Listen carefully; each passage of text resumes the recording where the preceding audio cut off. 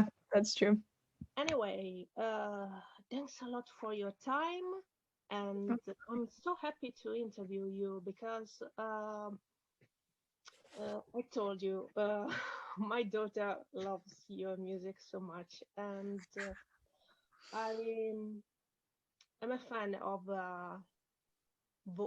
your voice because uh, this is the difficult part of a journalist is always difficult to describe a voice, and sometimes journalists are labeling like she sounds like Mm.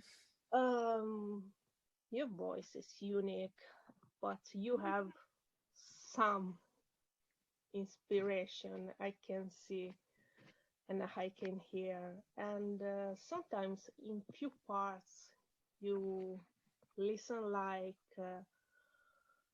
a lot of American singers, like Mhm. we can say Nora Jones or something. Mhm. And I really love it because sometimes your voice is smooth and sometimes is more rhythmic. Mm. How did you find this? Well, I spent a lot of time copying singers in middle school mostly, and even like lower school, when I was a kid, listening to singers like Nora Jones, like Alicia Keys, Christina Aguilera, and I was trying to emulate, the breathiness or the runs or the rhythm. And I was way too obsessed with belting and over singing, but I think I've gotten more and more interested in minimal singing recently, and like hushed tones, and um, just singing the melody straight as it is, and maybe intentionally not using vibrato or whatever it may be. So I think it's just always kind of, I'm pulling from different singers that maybe do something that I haven't heard before, and it really excites me. And then I start incorporating that, into my own blend. Yeah, because I really hate labels, Mm, Sometimes they say, okay, this is pop, this is rock, and this is whatever right. they say. And when I was asking for interviews to PR at Eurosonic, I was listening to you and I was like, can't say she's pop or something. And I was reading your bio on the Eurosonic site, and I was it's not enough. I was like, it's not enough. It's more, and Mm, it was thank you. so difficult because and I mean I love that you are here at Eurosonic uh, because basically you are so European, so basically citizen of the world, and Mm. the real meaning of the that music can connect everything, can melt everything, and I love that. Totally. Oh, thanks. Yeah, it always gave me a sense of belonging, and moving around a lot, I think sometimes it's hard to fit in. So music was always home, it gave me that sense of like knowing where I belong. Yeah, because you are here for Spain, but and and and I have to say that Spain this year have a lot of good artists. Mm-hmm. Uh, but basically, you are born in Munich, Yeah, living everywhere, and so it's really a girl of nowadays, we can say. mm, So, yeah, I'm what they call a third culture kid. Have you ever heard that before? mhm. Yeah, so that's like all the kids I went to school with, international schools, not really knowing, like my mom's from one place, my dad's from another place, and then I'm from neither of those places, but kind of both. And then all another, and then moving around a lot. So it's interesting because whenever anybody asks me where I'm from, I have a little bit of a hard time answering, you know. I know, because it's like my daughter was born in Vienna, but Hmm. people when ask me, well, maybe her father was Austrian. No, he was from the Netherlands, so no, Mm. the same thing. Anyway, Oh, I love your last EP thank you. because I mean, comparing it to the first EP that was 4 years ago, maybe Hmm. I remember well. I can say new vibes, new mm, influences, a new way to approach music. So how was working on it? And I think that the only nice thing of being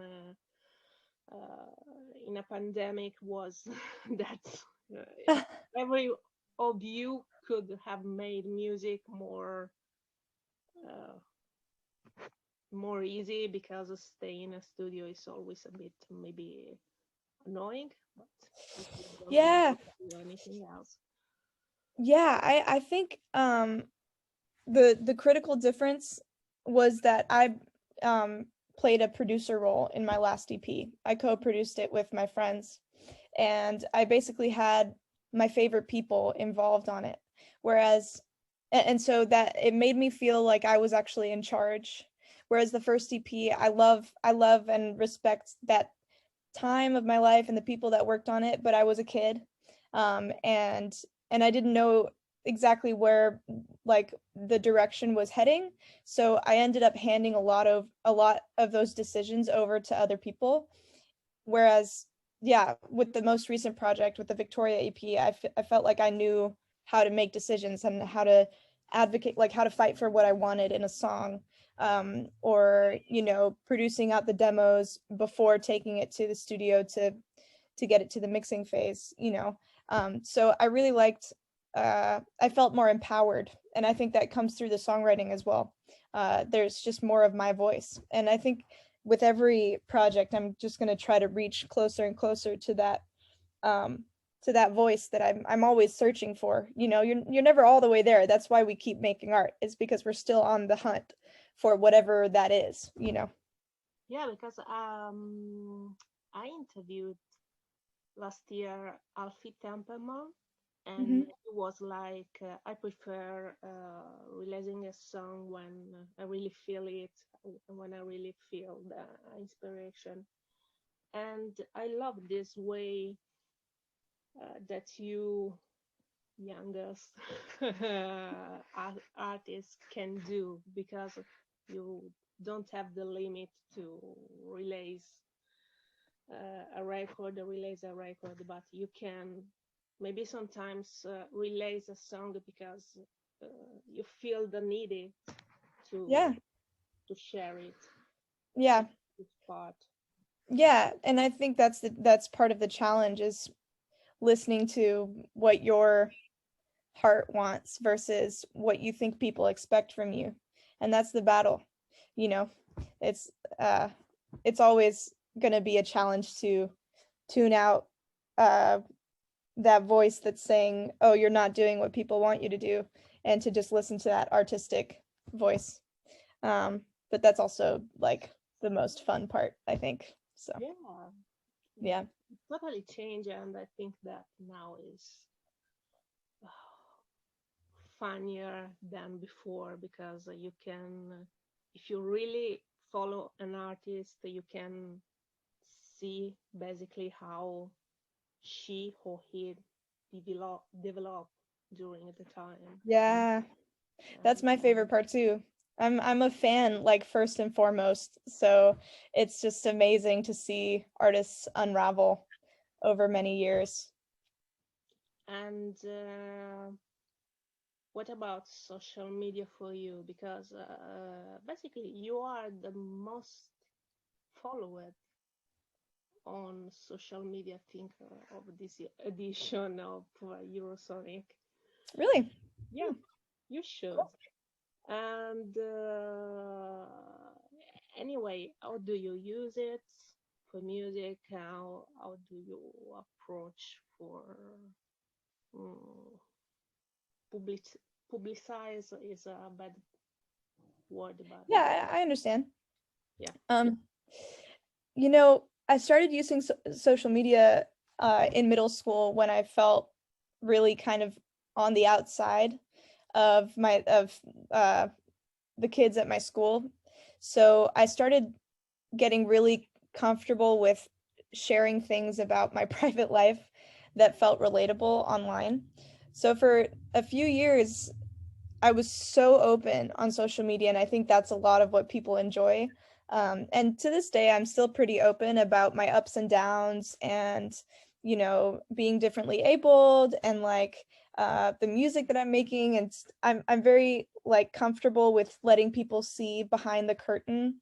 But I more and more kind of intentionally keep things to myself over time. Like as I get older, I realize that my business is not the internet's business. So that's been sort of like a maturity thing. Um, but it's interesting also because I think that's what people follow me for. So I'm still finding the line of like how open should I be to make people feel less alone and to let people in on my process versus a self-preservation thing. Um, uh, and not overshare things that are just part of life. But overall, I really like connecting with people in an honest way. And I think something that I like to think I do on social media is like not pretend, not like put on a face when that's not what there is, but also be equally as stoked and confident when I am, and I think that my followers are so gracious, and they just always let me know that they feel me, that they get it, and they're like, oh my God, I went through this exact same thing. And so in that sense, I do think that there's a pretty cool community on there, and I like to think that I can like And I provide a safe space. and I think that now during pandemics is the only way to have energy back or a feedback So from true. one. Oh my God, so true. Especially as a diehard extrovert, which I am, Yeah, like, yeah, oh, it's been so tough not to make friends all the time because that's my life, like touring and with my band and meeting, people that come to the show and just all that kind of stuff. So that's been, I mean, it's been hard this year. I think everybody's like, uh, even the introverts have probably been knocked over a little bit. yeah, totally. And returning to music, it's there is maybe a song that you realize that you feel the most or that you would use like your business card, let's say that. Mm.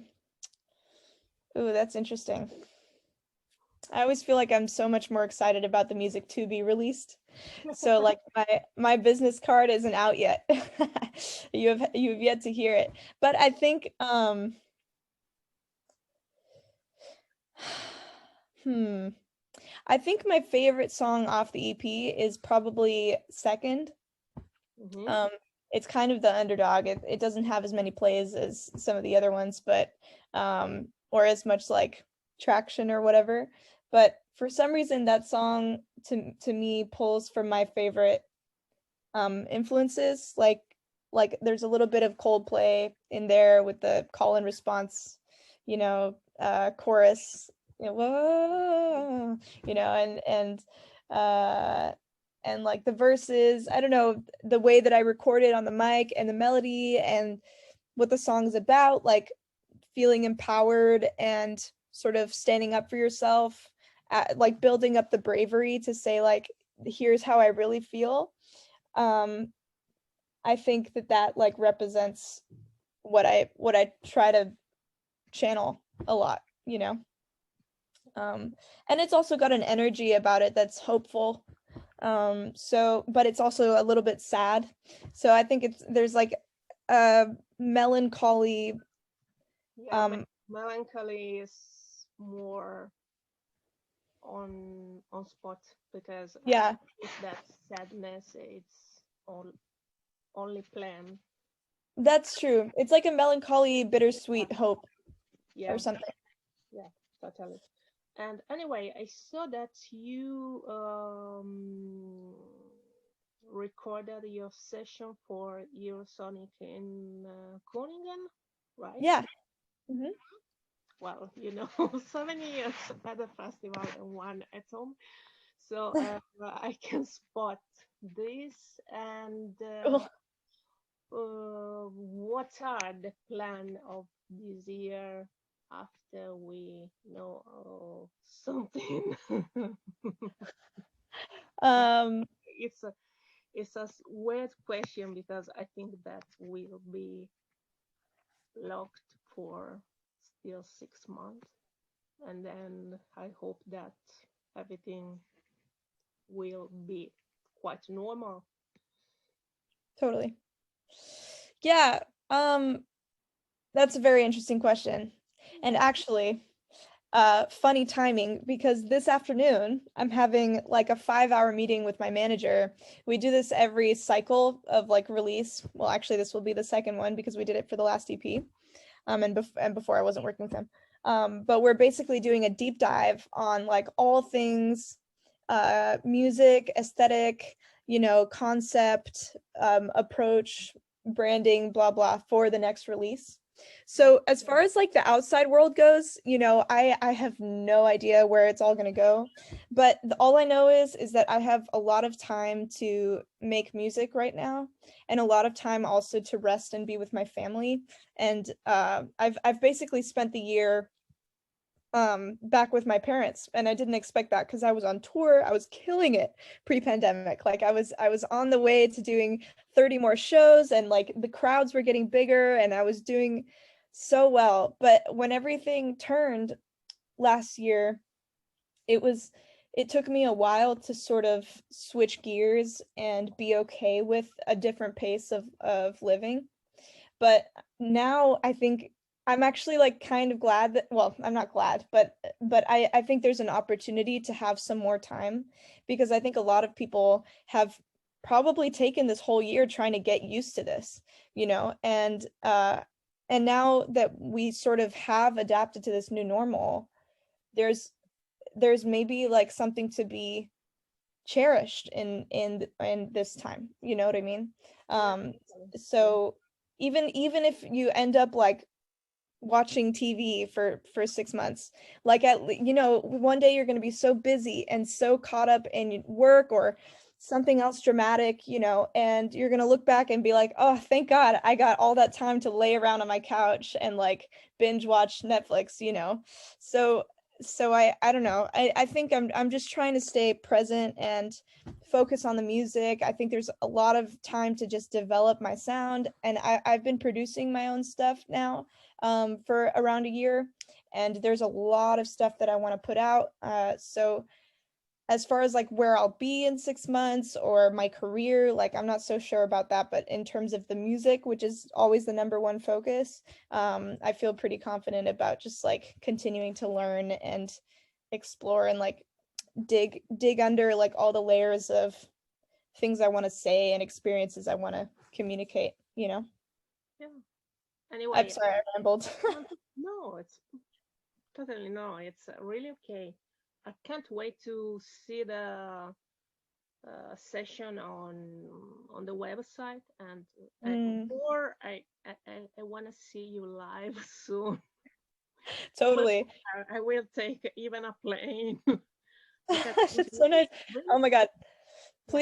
Please, I apologize in advance because this Eurosonic set was the first performance since pre-pandemic. So I might have missed a note or two. I was very nervous, but the Oh, band sounds great. don't worry. I made interview 2 days ago, and I was like, my English was rubbish because basically I didn't speaking English with someone for months, and I was like, oh Mhm. my God, this is my English now. When I was, I feel you. me, my God, okay. So I can feel you. Don't worry anyway. I hope to see you soon in person. Yeah, me too. Me too. I want to come to Italy as well.